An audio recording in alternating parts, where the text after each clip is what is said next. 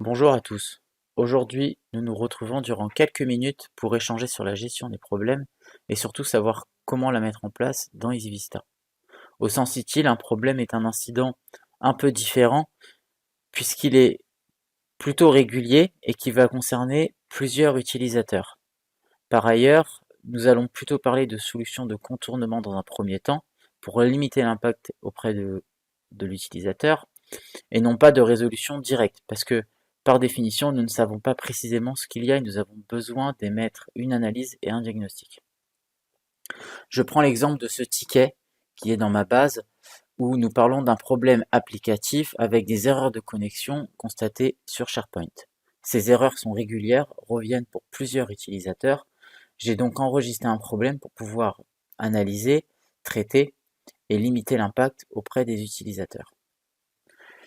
Comme tout processus, le problème dépend d'un sujet, en l'occurrence ici problème application, et dépend d'un workflow. Ce workflow, je vais vous le montrer.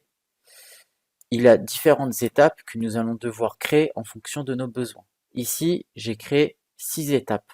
Une première d'analyse et diagnostic, la seconde de solution de contournement, c'est-à-dire est-ce que je peux limiter l'impact auprès de l'utilisateur?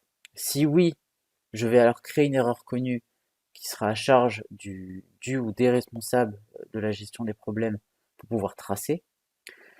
La quatrième sera de définir si un changement est nécessaire, auquel cas ça me permettra potentiellement d'avoir une solution permanente et donc de ne plus retrouver ce problème puisque le changement est possible. Sinon, d'émettre une résolution pour préciser à l'utilisateur que nous avons limité l'impact mais que nous n'avons pas pu tout faire pour l'instant.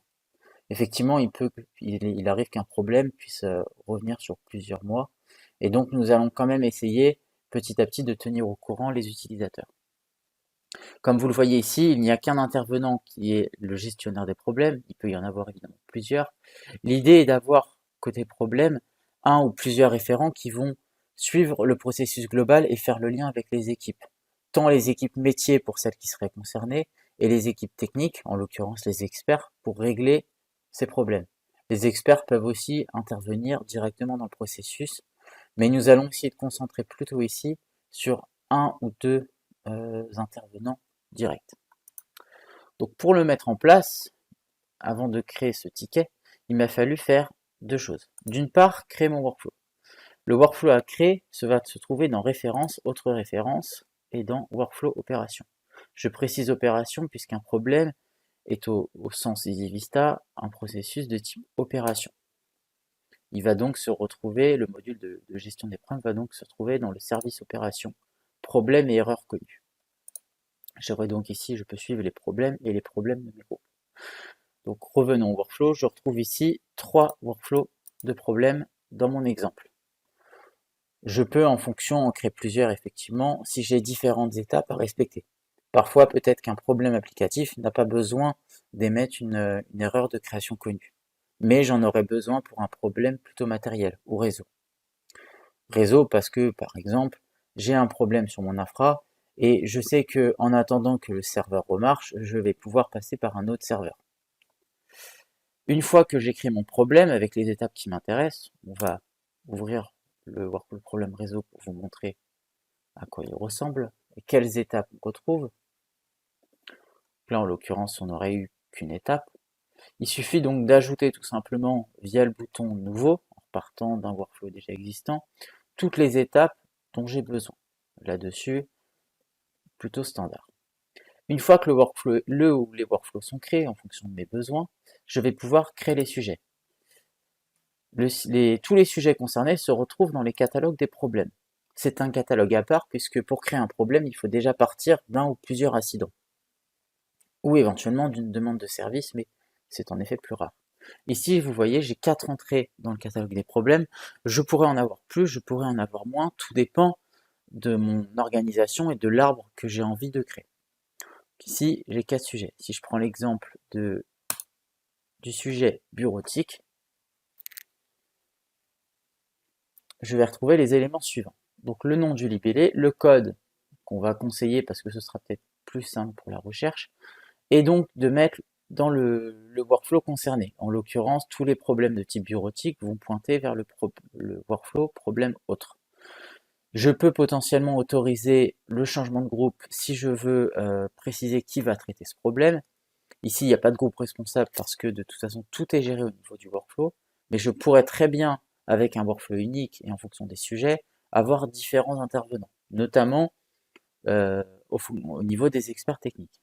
Je peux ainsi préciser la priorité via l'impact et l'urgence, les dates et débuts de fin de validité, et éventuellement poser un SLA, si les SLA sont installés dans mon outil.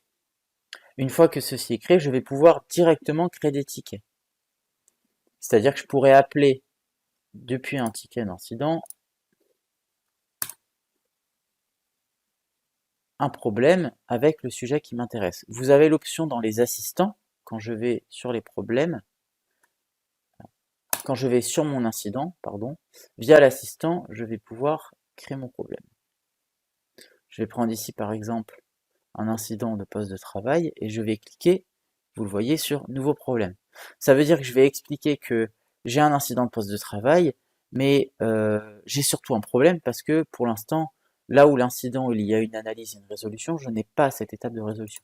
Donc je n'ai qu'à cliquer sur l'assistant nouveau problème, préciser le sujet depuis le catalogue des problèmes. Vous voyez ici, on aura les 4 que j'ai trouvé tout à l'heure, qui vont appeler, en l'occurrence ce sujet va appeler le workflow qui m'intéresse. Je peux modifier l'urgence, mettre à jour la description, c'est ce qui va être repris dans le ticket, et faire transfert. Les autres informations sont pré-remplies. Normalement, vous n'avez pas besoin de les saisir. Dès lors, le ticket sera créé et vous aurez un premier problème qui aura été exécuté. J'ai juste à choisir donc le groupe qui va traiter. En l'occurrence ici, c'est mon groupe de problème manager. Effectivement, il faudra le créer avant si je veux passer par un nouveau groupe de gestion des problèmes. Je peux préciser l'intervenant si besoin et je vais faire donc terminer. Les autres champs, si besoin, sont enseignés automatiquement. Mon problème est créé, j'ai le numéro qui a été précisé, je vais l'ouvrir en passant.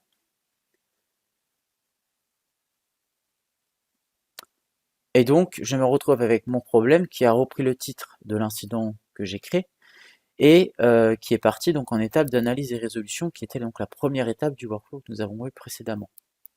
Il sera lié à l'incident, ça veut dire que si j'arrive à résoudre ce problème, ça va pouvoir me permettre d'avancer dans mes incidents si plusieurs incidents sont rattachés. Je peux effectivement rattacher ici dans les éléments liés les incidents concernés. Si vous avez d'autres questions, n'hésitez pas à revenir vers nous, nous le ferons avec grand plaisir. Bonne journée à tous.